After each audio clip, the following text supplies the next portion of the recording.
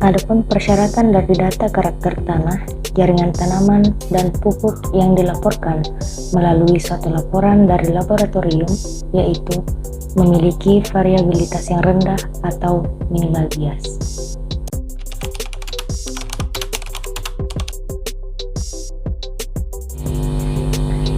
Adapun hal-hal yang menjadi perhatian serius dalam tahapan penentuan sifat atau konsentrasi analit dalam sampel tanah, yaitu pada tahap pengukuran dan preparasi sampel, yang dimana hal tersebut harus diperhatikan untuk meminimalkan adanya hal-hal yang akan mengganggu proses analisis dengan mengeliminasi komponen-komponen selain analit.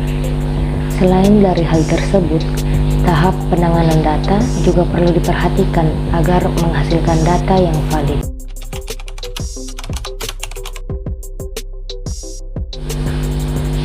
Terdapat beberapa metode dalam penentuan kadar analit secara kuantitatif, di antaranya: pertama, analisis gravimetri.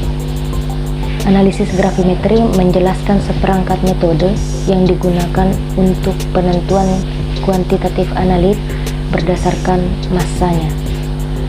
Prinsip ini adalah bahwa sekali massa analit telah ditentukan sebagai senyawa unik, pengukuran yang diketahui kemudian dapat digunakan untuk menentukan massa analit yang sama dalam campuran selama jumlah relatif dari konstituen lain diketahui.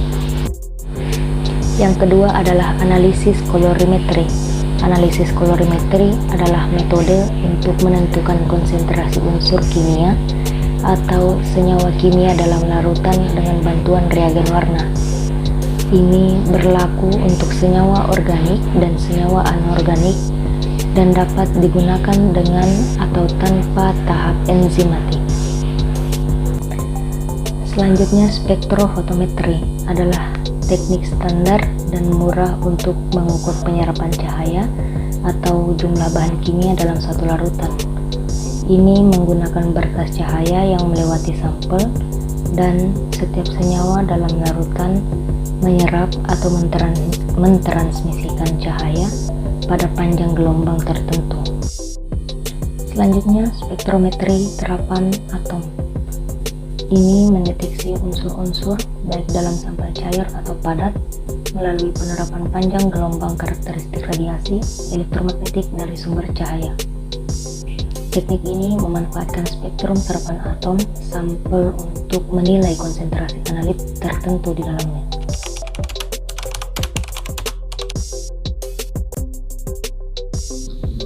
Spektrofotometri merupakan salah satu metode analisis instrumental yang menggunakan dasar interaksi energi dan materi. Spektrofotometri dapat dipakai untuk menentukan konsentrasi suatu larutan melalui intensitas serapan pada panjang gelombang tertentu.